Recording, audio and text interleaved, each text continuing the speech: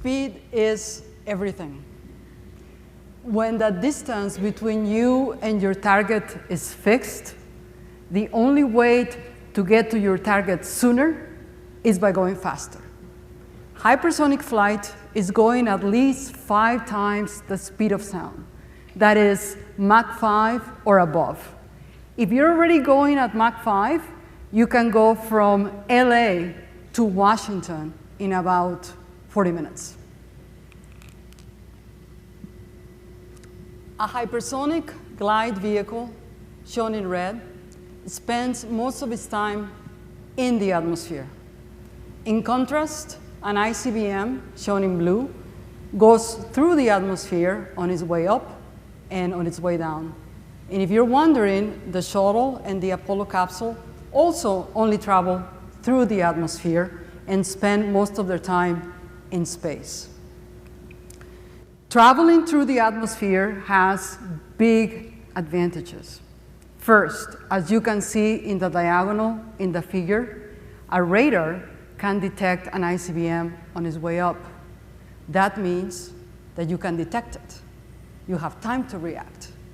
But you can only detect an atmospheric hypersonic vehicle much later in its trajectory, which means much less time to react. In other words, you can't stop what you can't see. Another advantage is the speed itself. Some have called hypersonics the new stealth because the faster you go, the harder you are to catch. And you are traveling in the atmosphere, which means you're maneuverable, which means you can change trajectory. And so you are less predictable than an ICBM. But all of these advantages come at a price. By going so fast in the atmosphere, you are now at the mercy of aerothermodynamics, and the air is not kind to objects ripping through it at hypersonic speeds. My own fascination with going as fast as we can started when I was in elementary school. But when I was 22 years old and literally making my final decision for where to go for grad school, I felt the building rumble at Caltech because their hypersonic tunnel had just gone off, and that was it. I knew that I was going to spend the rest of my career trying to study aerothermodynamics born of hypersonic flight. So it's 20 years later, and I'm still in love, and I'm still chasing solutions to key aerothermodynamic challenges. Predicting drag and heating, measuring the atmospheric environment where these vehicles are going to fly, and creating new diagnostics and sensors to measure what we already know are key flow parameters. For the first challenge, drag and heating, let's look at 2 vehicles. Now, I am a government employee, and so I can't play favorites. So I'm showing you both a Lockheed and a Boeing concept. But if you think back to the Apollo capsule, you immediately see that these vehicles are very different. For these vehicles, high lift and low drag matter. They have wings, and you need to understand how hot their surfaces are going to get at every point of the trajectory, because you don't want to end up like this, a burning meteor, which clearly was not designed by an aerodynamicist. Surprisingly, most of the heating and the drag to a hypersonic vehicle gets set by a thin layer of air that touches the vehicle. We call that thin layer a boundary layer, because it's a boundary between the solid surface of the vehicle and the main airflow around the vehicle. And here's a kick. That thin layer of air can be well organized, what we call laminar, or it can be quite chaotic and disorganized, what we call turbulent. To give you an example, at the end of 1 meter cone, sharp, slender at Mach 5, a laminar boundary layer is 2 millimeters. A turbulent boundary layer is 10 millimeters. If the boundary layer is well organized and laminar, it means less heating, less drag, and so the designers are happy. But of course, laminar boundary layers are prone to disturbances from the atmosphere, from wind tunnels, and eventually they become turbulent. They act as filters. They selectively choose what disturbances to amplify. But we don't want them to become turbulent because a turbulent boundary layer brings with it 3 to 8 times the heating load than a laminar boundary layer had, 3 to 8 times. And if you don't know where in your vehicle that jump is going to happen or how big that jump is, then you are forced to carry margin, which means that you haven't achieved an optimized solution for a vehicle. What you're seeing here is an actual movie taken at a hypersonic wind tunnel at Texas A&M of a canonical geometry. The color denotes temperature, so the hotter it is yellow.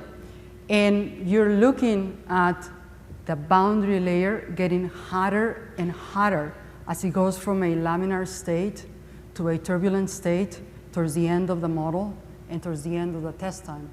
I think intuitively you can guess that the surface beneath a turbulent boundary layer is much hotter than the surface under a laminar boundary layer. So the challenge here is to predict this heating and drag to a vehicle. While we might not have a choice on a boundary layer transitioning from a laminar to a turbulent state, we can try to understand the process from basic principles. And we have 2 teams.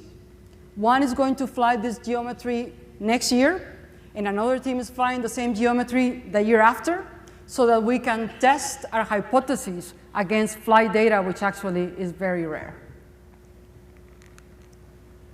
The second challenge has to do with measuring the atmospheric environment where we are going to fly. Some have called the range of altitudes where we're going to fly the ignorosphere, because it's higher than where commercial or military airplanes fly, and it's of not great concern to space weather or satellite. But think about this. For some shapes, it is disturbances in the centimeter or millimeter scale, either in the density, the pressure, the velocity field in the atmosphere, that make a boundary layer trip to turbulent. Now, do you think that atmospheric scientists worried about predicting hurricanes and tornadoes for us care about centimeter scales? No, because hurricanes and tornadoes are measuring hundreds of meters or kilometers. Particulates are another concern, regardless of whether they're man-made or natural. We know that particulates are very good trips of the boundary layer. Some scientists think that it's going to be particulates the main cause to trip us and to give us higher heating in flight. And finally, raindrops coming at you on your way up or your way down at supersonic speeds or higher can cause a lot of damage. Personally, I think they shouldn't be called raindrops anymore. It's a water attack in your vehicle. And so the challenge is to integrate what we know of atmospheric turbulence, shown in the left, into our highest fidelity calculations. So we have 2 teams, 2 multidisciplinary teams, deploying high-altitude balloons all over the United States right now, because they're trying to bring down these atmospheric models to the millimeter, centimeter scale that we need, while at the same time, we are trying to adapt our high computations so that they can talk and they can get this information from the atmospheric models for new simulations of hypersonic flow. And the last challenge is how to create measurements, how to create diagnostics, because optical diagnostics and sensors are our eyes and ears into hypersonic flow. The problem is that the wind tunnels provide a very harsh environment. So you see I'm petite, and this allowed me to fit in the test section of the hypersonic wind tunnel where I completed about 200 rounds to do my PhD, which held a record for many years. I am also the first woman that got a PhD in that lab, and 20 years later, there is another woman in the pipeline, and she's going to get her PhD in a couple of years, after 20 years. Anyways, after every test, which lasted 1 millisecond, I open the wind tunnel and I climb into that test section to inspect the model. Many times to find out that these sensors that I had carefully manufactured, and I promise you I had carefully manufactured them, and I had put them into the model, they had died. Or that particulates coming at the model at Mach 5.5 had pitted the model, and I had to either repolish it or take it and send it to the machine shop so that they could remachine it. With all these challenges, it's not easy to just take any technique that works in subsonic flow and take it to a hypersonic environment. So most of the time, we either have to invent new techniques or we have to heavily adapt techniques that work well at subsonic flow. Good news, a few years back, a young professor invented a new technique to measure velocity in a Mach 10 flow. So he's measuring speeds of more than 1 kilometer per second. And it's no exaggeration to tell you that the community had been waiting for such innovation for about 40 years. Next, we want to measure gas composition at hundreds of kilohertz, and we want to make even simpler measurements in flight. So let's go back to the beginning. Speed is everything, because any nation that has an atmospheric hypersonic vehicle can reach targets faster and with less detection. Yes, the problems that I mentioned are hard, and oh, by the way, they're old too. But as we speak right now, we have teams of brilliant people with critical mass, working in the lab, working in the field, working in front of their computers, asking the right questions and finding answers.